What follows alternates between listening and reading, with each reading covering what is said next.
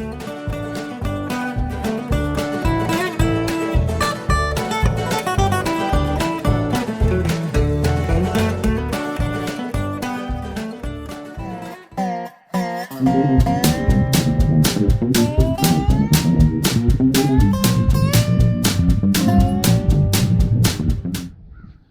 guys, how's it going?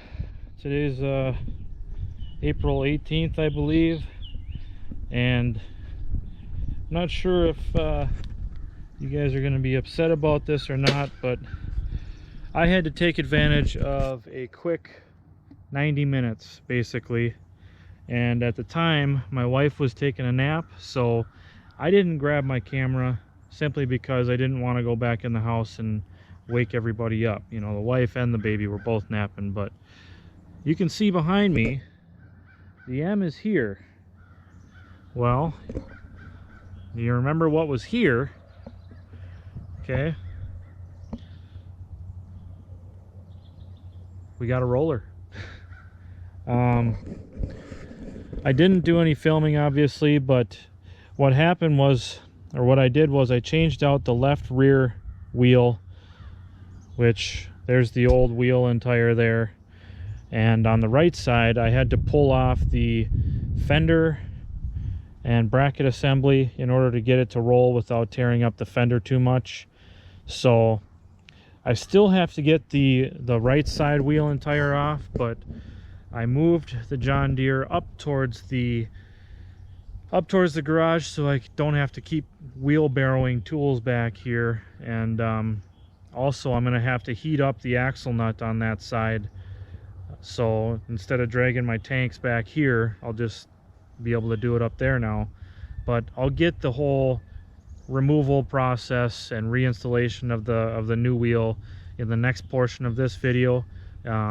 Essentially it's the same, you know, it's left and right side, but it's real simple to do. So I'm just out here now. I gotta put the tarp back on the M, and then I gotta go up front, put the tarp back on the D. But without stopping this video for the next segment, I'm gonna show you what the D looks like with at least full steel on the one side. So hang tight, I'll get the tarp back on the M, and you guys will get a sneak peek of what the D is gonna look like. So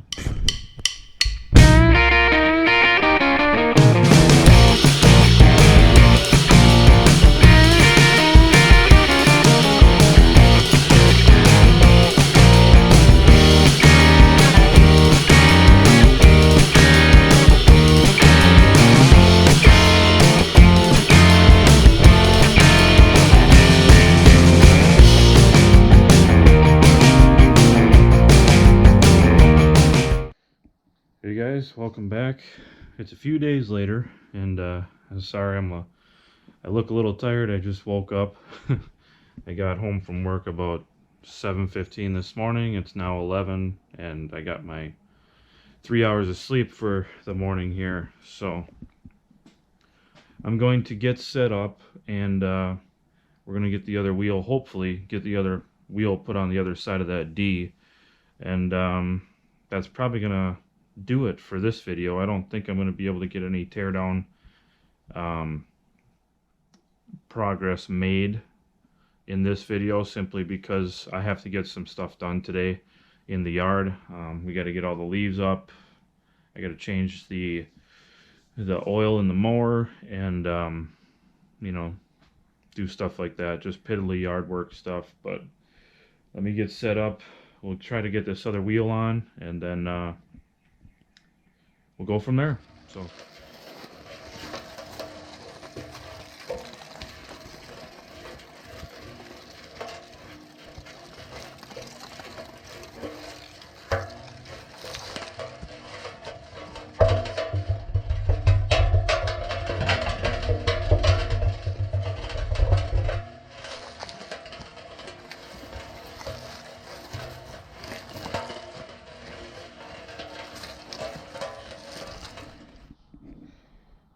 alright guys, well, we did get the axle nut off this side, and I started sliding the wheel out a little bit.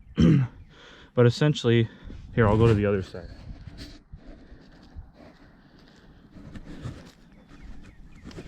essentially you have to loosen this pinch bolt, and then the axle nut just turns off. This side came off easily. The other side took me about 15 minutes of, well, a couple minutes of heat with the torch, and I had already been soaking it for probably 2-3 days with PB Blaster, but it took me about 15 minutes just to get that thing turned off, because it was, you know, a quarter turn at a time. Put the pipe wrench back on, quarter turn at a time, and that thing fought me the whole way. But we got it off. Let's get this wheel slid off, and then we'll clean up the threads. We'll put a bunch of grease on that spline shaft, and then we'll slide the new wheel back on. So let's I'm gonna lower this down a little bit, because when it falls, or when it slides off, I don't want it to fall on these threads and get everything all mashed up. So, oh, one word of caution as well. When I took the other side off, there was still some fluid in it, so it was heavy. Be very careful when you're doing this by yourself, because there still may be fluid in these tires, and that stuff, like for example on the M, if that thing had loaded rear tires without any weights on the rear end, you'd probably be looking at 600 to 700 pounds per rim and tire with the center casting. So it adds a lot of weight, so be very careful.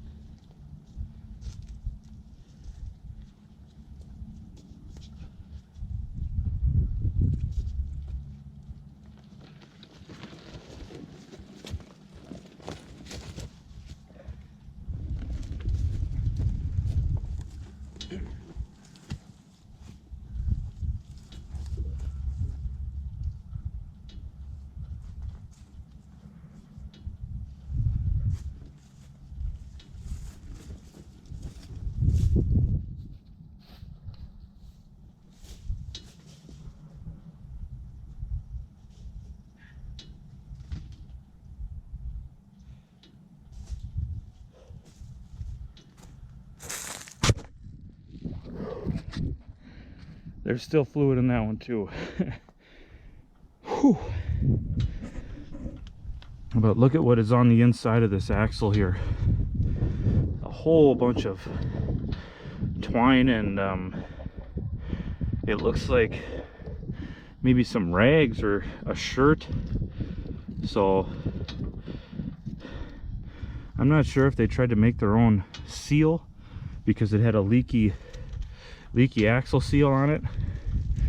We're gonna go ahead and pull that off, and then clean out all these splines, grab a wire wheel, clean out all these threads, and then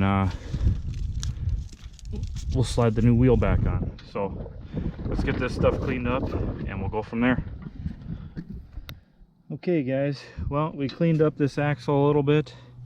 I wire wheeled all the splines, and then I also took a thread file, because this outer probably 1/4 to 3/8 of an inch of threads actually sits inside this axle nut, and I think inside where you guys can see where it's past the threads there inside this casting, I think that area was filled with water and corroded the end of these threads. So I hit it with the thread file that Chuck sent us, one of the several thread files that Chuck sent us, and filed them the best that I could, because I don't have a tap this size. That's got to be well over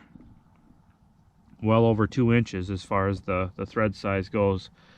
But I cleaned up the axle, cleaned up the threads, and then I also took and scraped all the grease that I could off the axle housing. You know, there's still a little bit on there, but the majority of it the majority of it is down here. But you can see there's still even green paint and yellow primer here, so it's been pretty well preserved. Should be interesting when we hit this with a pressure washer for the first time, just to see what areas still have green paint on them.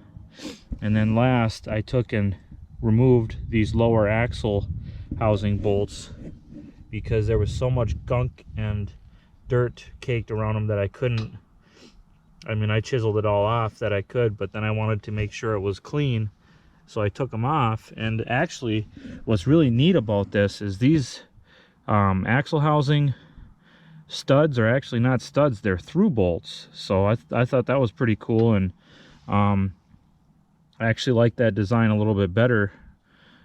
Just in my opinion, I think it's a better way of doing it, because if you break a bolt, I mean, the downfall is you'll have a chunk of bolt inside the final drive case, but at the same time you won't have to drill out that bolt. You can just take the top cover off, fish that broken bolt out, and then put a new bolt in, and you're good to go. But with a stud, you'll have to drill it out, rethread the hole, possibly use a Healy coil. So I was really surprised to see that, and I like it a lot. But one of the few things about John Deere design that I have noticed is really kind of neat. But let's go ahead and slide this rear wheel on, and that'll probably be it for today.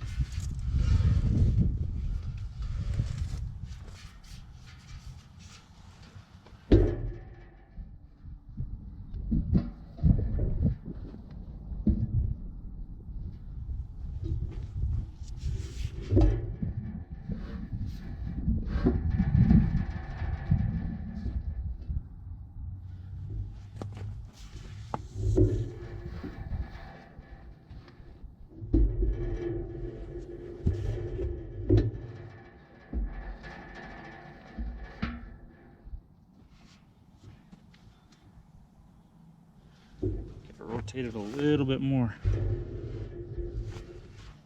A little bit more.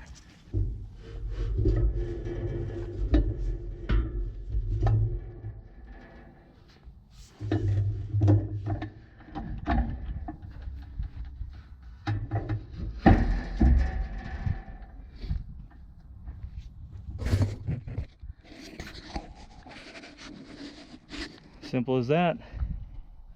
One of the things I wanted to note about these rear wheels on the D, now these splines on the wheel itself, on the hub, one side is square cut as far as the surface to the inside. The other side, the splines have a taper to them, so they're cut at an angle inside, and that's the side that goes towards the inside of the tractor.